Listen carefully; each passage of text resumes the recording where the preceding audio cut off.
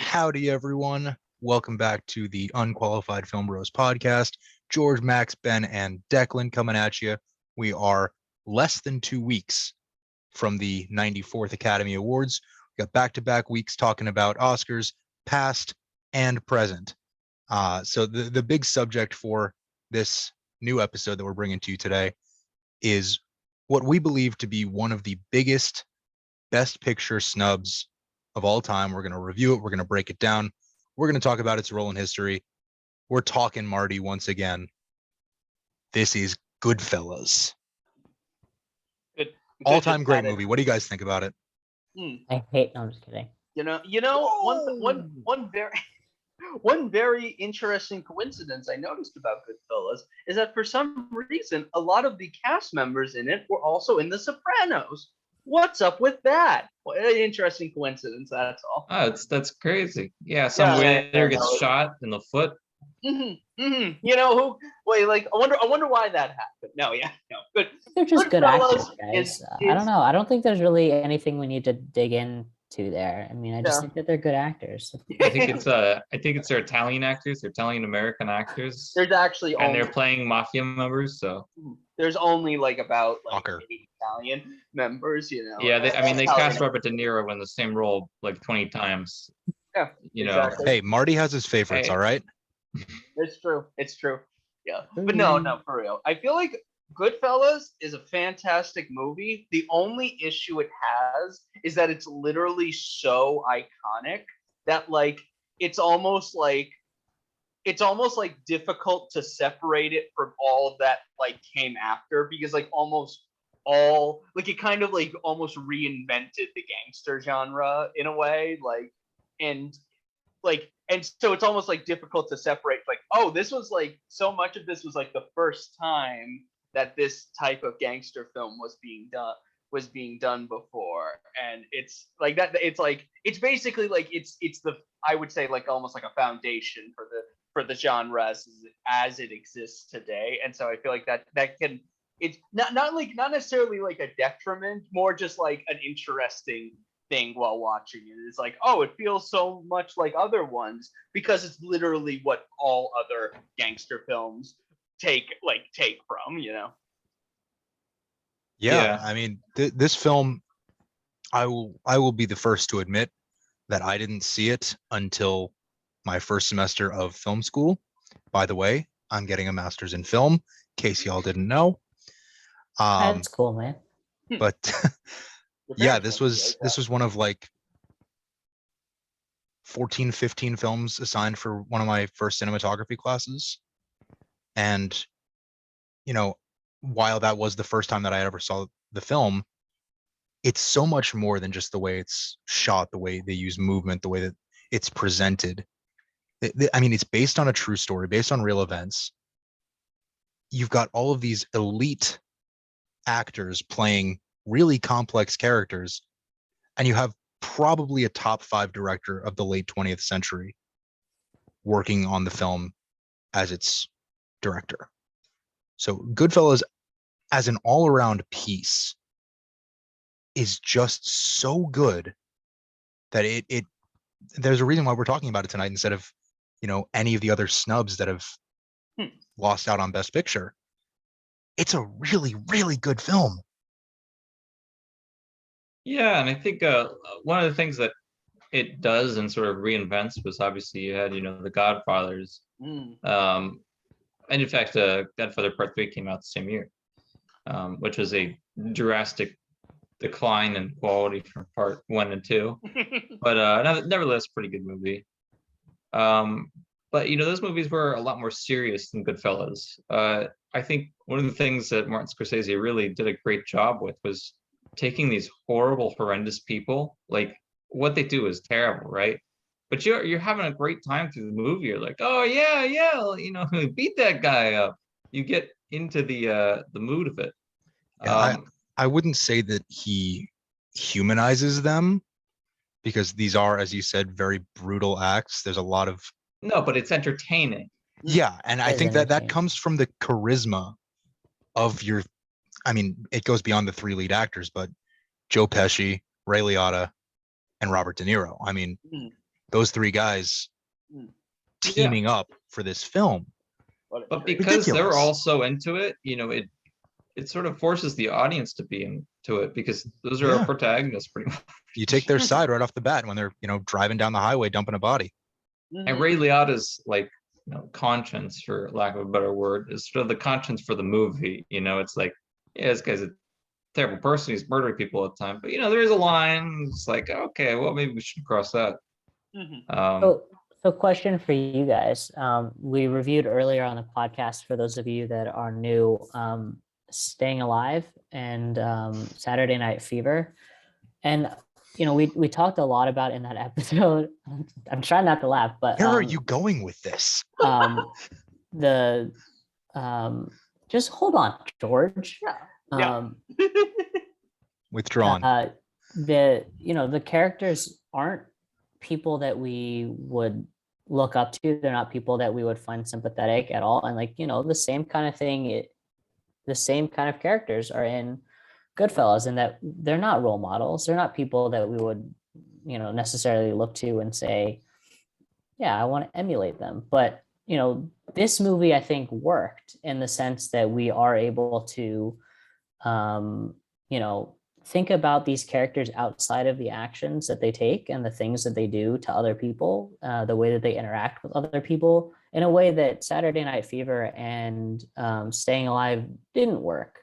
And I just wanted to get your thoughts on that and sort of what the key differences were in between these three movies, and sort of why there was this sort of drastic separation of not humanization like we sort of differentiated before, but we're able to think about the characters in Goodfellas in a more nuanced way, I think, than in the other two movies.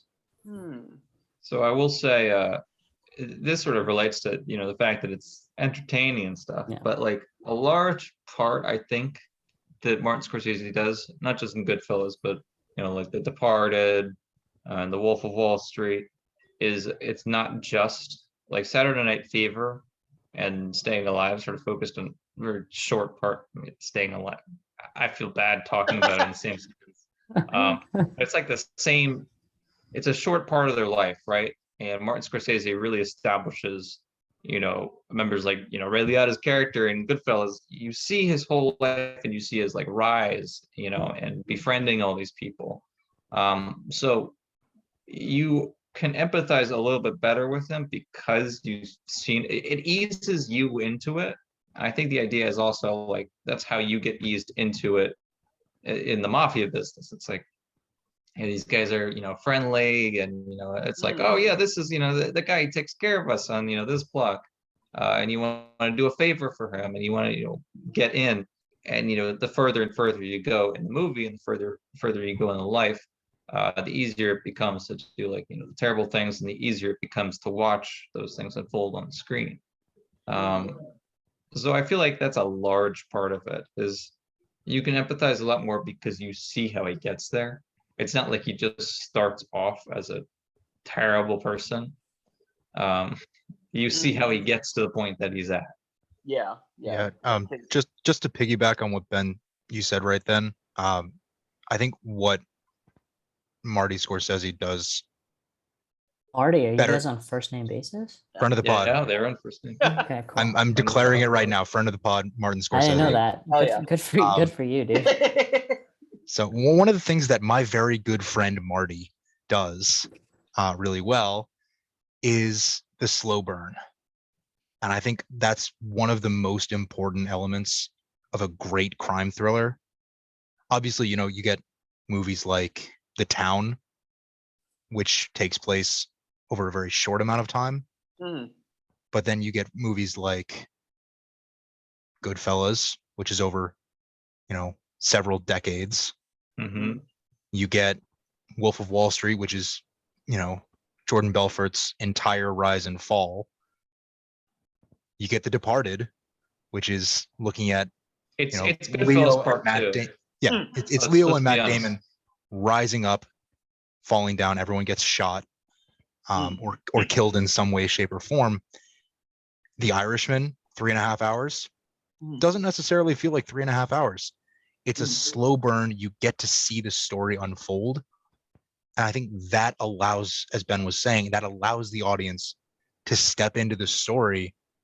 And while you're not connecting with the actions being taken by the characters, you're connecting with them on a personal level. It's not connecting to the story, it's connecting with the characters. There is something very specific, I think, if you ask anyone who was, heavily like who lived or grew up in like an Italian, centered town. Like my mom grew up in Newark, not like, and she grew up, across the street from like the actual mafia member. You knew them, they were part of the community and stuff. So I feel like one of the things that he establishes really well, and I think is important, is just how much a part of the community the mafia was.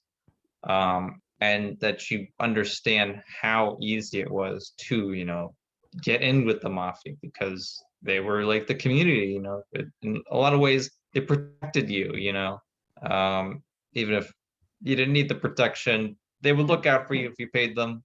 They'd look out for the people that, they liked. But I mean, it really was a large part of the community. And so I think showing how intertwined they are, even in like, The Departed and Goodfellas, is really a large reason why you can empathize with the protagonist so much. It's just because, you see how easy it was to get into that line of work per se. Yeah, he stepped in as a kid. Yeah. Get them while they're young. Both of them, and The Departed and Goodfellas. Yeah. Oh yeah. Like I think with it's like the one thing that like I think is sort of a bit odd, like almost a bit of a weird note to end on is, though I think it's just in some ways it's also good, is that like it sort of ends on a note of like oh, Henry Hill is in boring suburbia now, while not the glamorous, but the mafia lifestyle exists out there. I'm not trying to say that the film is glamorizing it, or just like I think basically what I'm trying to say here, and I apologize for rambling for a second, is that it's a very interesting final shots of the film with like the allusion to the great train robbery and that sort of thing. It's an interesting final moment. I think it's less, and he has come under fire for glamorizing the life. I think I think it's just a testament to how good of a job he does making the characters human, that they accuse him of that, because it's not like it's not glamorizing it. I mean, they're killing people on screen and then shoving their bodies in the trunk. It's hardly glamour, but they do he does such a good job just making it appear normal in a way. If you sort of get over it.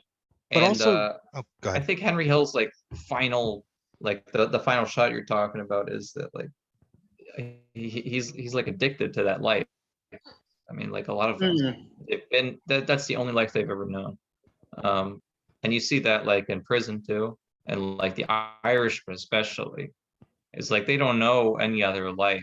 And at the end of the movie, I actually like the end of the movie the most. It's like everyone's dead. It's like. Yeah. Who are you protecting?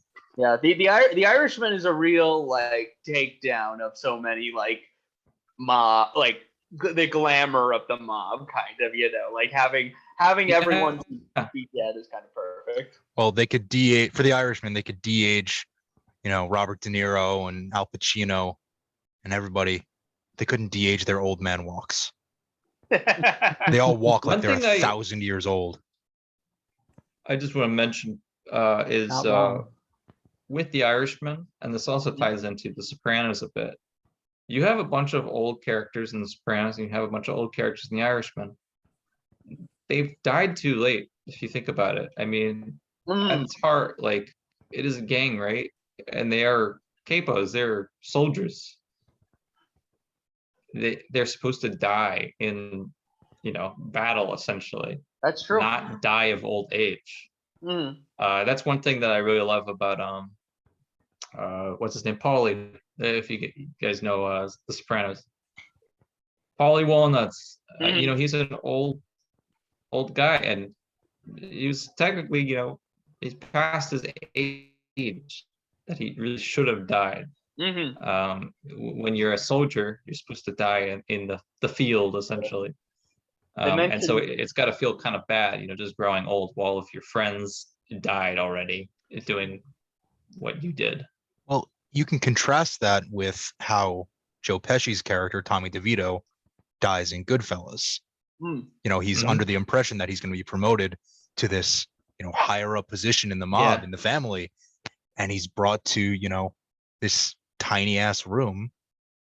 Oh no! And he gets shot in the back. It's such an interesting shot. Like, it's obviously intended to be like very like jarring and shocking. And it is. The moment is just such a turn from everything you've been led to expect from that character, and everything he's said about what his future is in the mob. And I think that scene, as much of a turning point for the story as it is, it's also a turning point for, say, Jimmy Conway or for Henry Hill, because the three of them have been that close for the first 90 minutes of the film or thereabouts. And now, in an instant, it's dropped down to just Henry and Jimmy. And the dynamic of the story and the dynamic of the group changes so suddenly that it's almost like watching, I don't want to say an entirely different film for the last act, but it's a different type of story when there's no Tommy DeVito. Because Tommy DeVito, he's funny, he's charming, he's terrifying. Do I amuse you? That whole sequence is hilarious. How many people and also terrifying still quote it? There's an air of like you're sort of high on the vapors of like the people who were in the room, and then when that scene happens, you sort of wake up. But I think it's similar with Henry Hill, where it's like he's just sort of in a daze, following and living life, hanging with these guys, and then after that happens, he sort of wakes up and realizes like how dangerous this life can be, and like he starts to really question like Jimmy is like how unstable he is. Is he gonna come for me next? Well, that's what happens when you get to the diner scene at the end of the film. It's the level of distrust has escalated to such a point where neither of them trusts the other. Yeah, they needed that third party in Tommy DeVito. They lost it, and now they can't trust each other.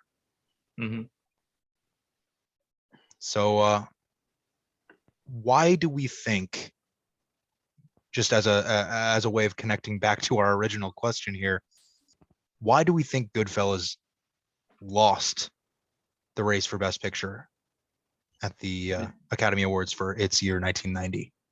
Dances with Wolves was a big film. It was a big film. Kevin Costner. It was a big film. Was it a better film?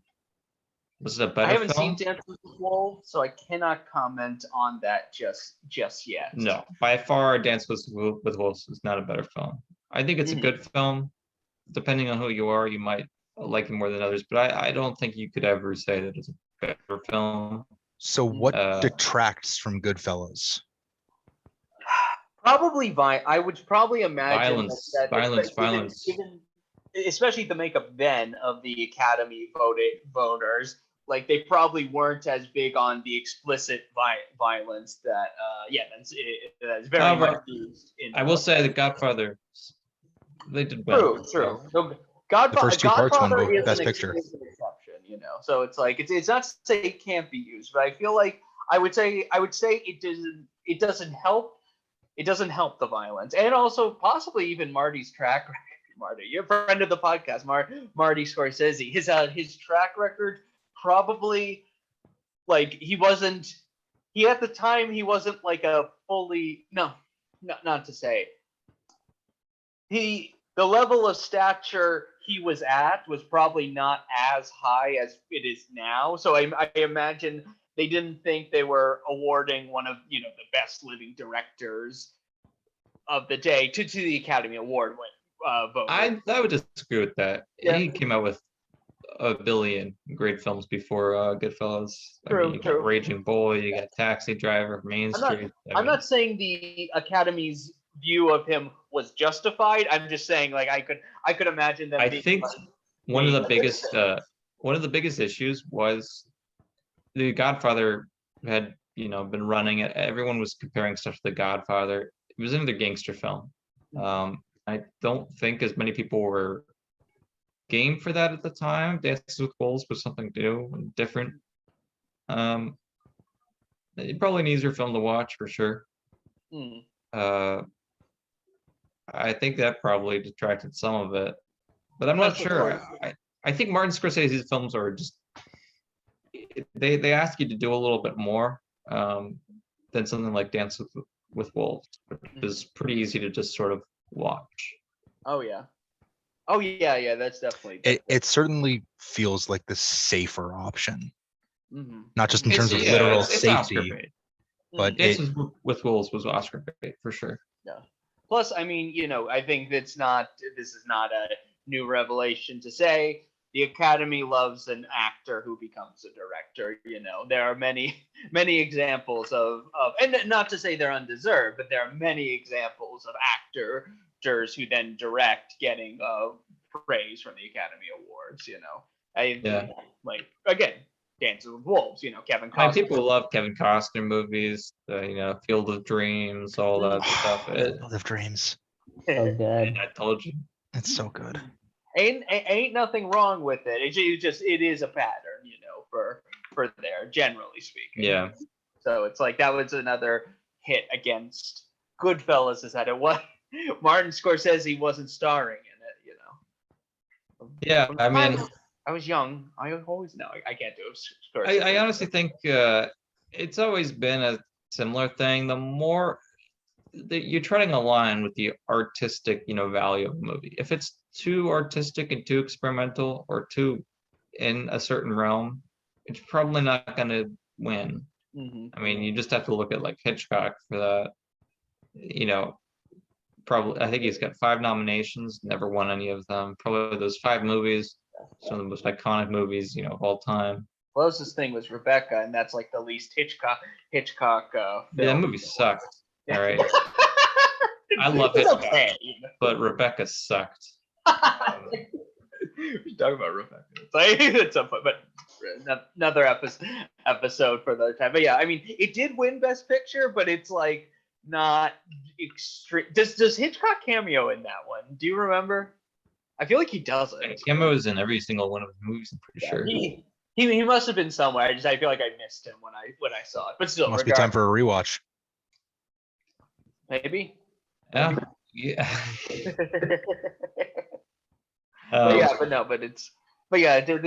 The Academy can sometimes let its biases not reward good film. I think sometimes they're looking too much in the present. Like there's certain aesthetics and design choices that people like during some year, but they don't last.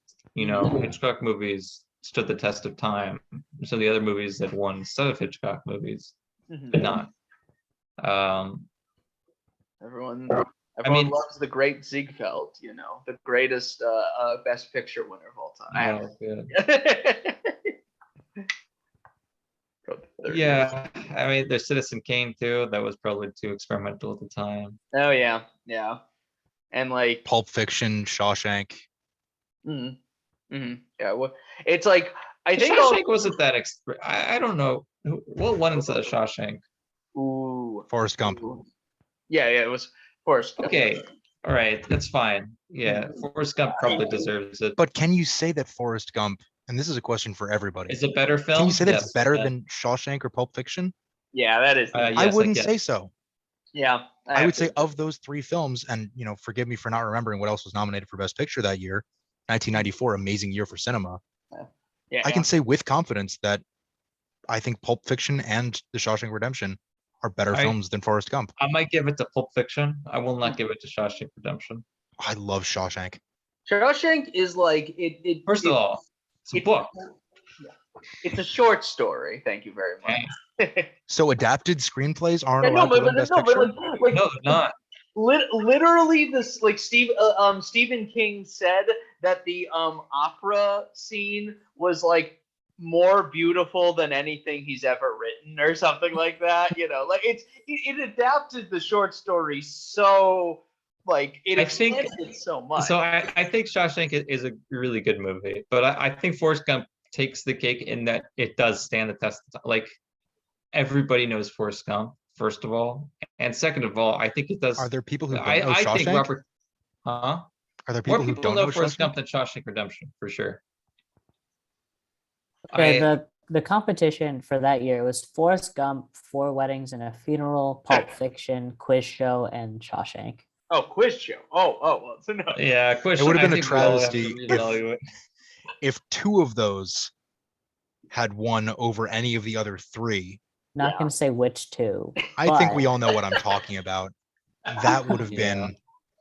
been a huge, I would say it would be a huge black mark on the Academy's record, which of course hasn't been Yeah, many. perfect.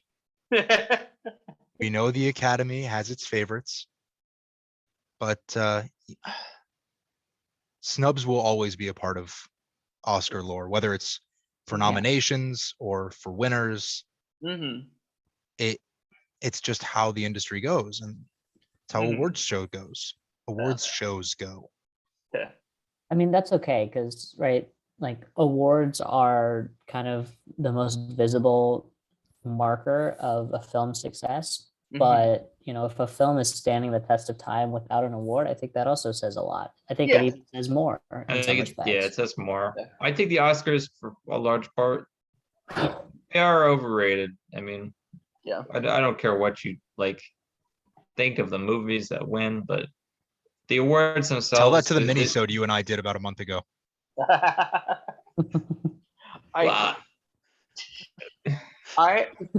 You feel got Who's him. messing with you, man?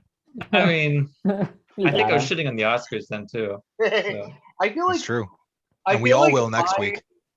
I feel like my opinion of the Oscars was perfectly encapsulated in like 2019 in the 2019 it was the 2020 award show, but it's for the 2019 films. Season? And everyone was talking about like it's like, you know, it's like who cares who wins? The Oscars is irrelevant. No one cares. And then Parasite won, and like I feel like I wasn't expecting it to win, and like everyone was No, you know, and all that. It's like, and But- it was the best film of the. Of that. it's things like that where it's like there's so many limitations. I mean, there are definitely years where foreign industries like Japan or China, probably less China these days.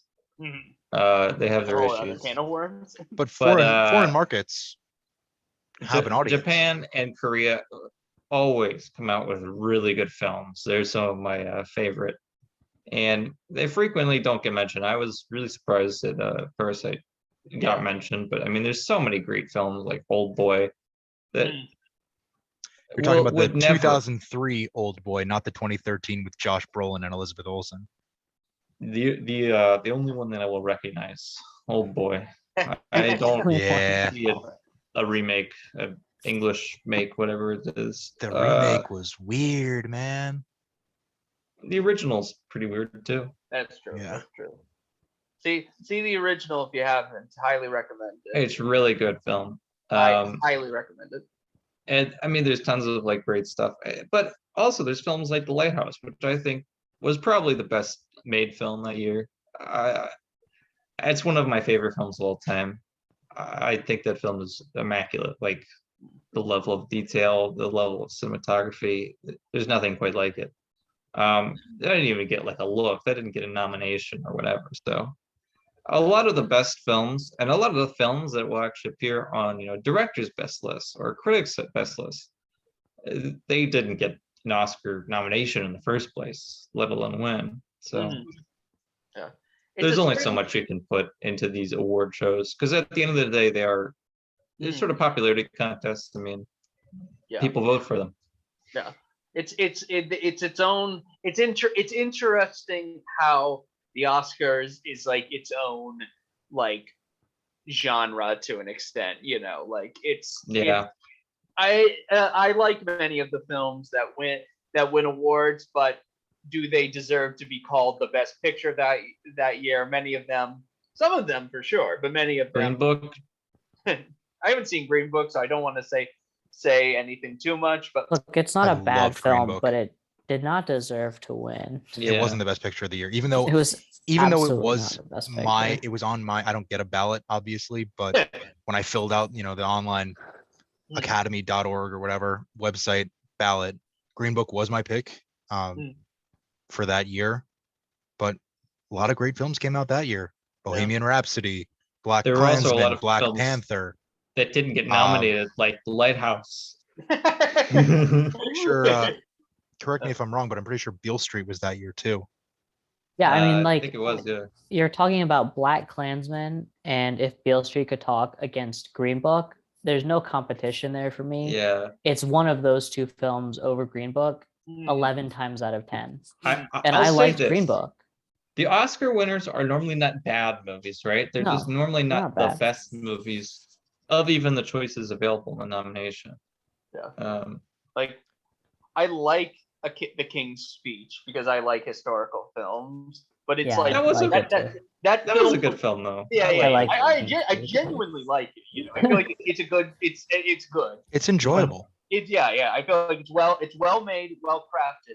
But at the same time, that film was almost like chemically made to win Oscars. You know, it's like every part of it went into. Yeah, I mean, Well, like you could- roles it are was- made for awards too. Like you think of Yeah. Gary Oldman in The Darkest Hour, like Winston Churchill and Gary Oldman, like that screams Oscar bait. That screams, oh, let's just give him the award. I mean, not to say that But he at the wasn't same incredible. time, He was incredible, but like, you know, there are roles that are made for that. You know, Colin Firth is King George in The King's Speech. Like he's like that is made for Oscar bait. Yeah. you get Oscar bait that works in the case of Green Book and The King's Speech and Darkest Hour for the Best Actor award.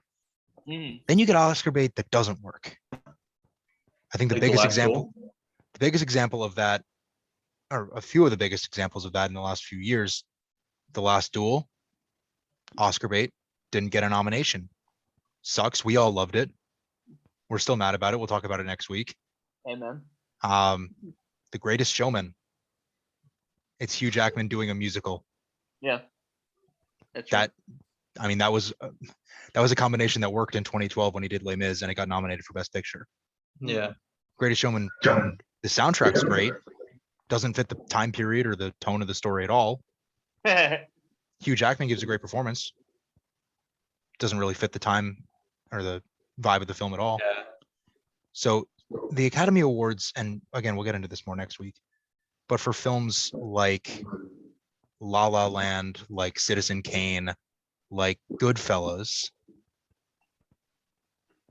what we've been saying all night is that even though these films aren't declared the best picture of the year by the Academy, they still end up being elite films.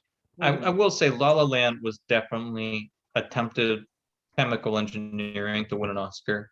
It checked a lot. Careful of- what you say. It's of one of my boxes. top 3 favorite films of all time. Yeah, we know. You know, George, I really like the film, but I do have one serious problem, which is Ryan Gosling's take on jazz, which is that it can't evolve. I love jazz fusion, all right? It's not a disgrace to like that. It's not a disgrace for it to evolve. I swear to God, his script was written by Wynton Marsalis. This is the same thing. He's like, any jazz that's like past, 60s, like bebop, he's like, oh, that's not real jazz. What are you playing there? Yeah. But the rest of the film's really good. I just that's a foil for The Greatest Showman because it is a musical that works. Yeah. And it's got the same creative team behind it, not the director. Obviously, Damien Chazelle is one of my favorite directors working today. He did Whiplash, he did La La Land. But you got Pasek and Paul writing the music, or they wrote the lyrics for La La Land, and Justin Hurwitz did the musical score.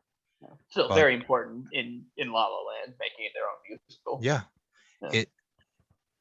There are so many films made each year that are then cut down to between 5 and 10 that are then cut down to 1 I for have the something Academy's else. Best Picture. Hmm. And it's not always going to be the best picture of the year, even though it Mhm. bears the name. Mm-hmm. Mm-hmm. I remembered something about La La Land that I'm not sure that you know, George. But I have great respect for Ryan Gosling because he actually learned how to play a lot of jazz piano for the role. Yeah. Wow. He didn't want to fake it, Huh. so he did lessons like every day or something. I Yeah. read like It's, an article with his piano teacher. He genuinely, for that role, he genuinely became a triple threat. Yeah, Ryan jazz Gosling. piano is not easy.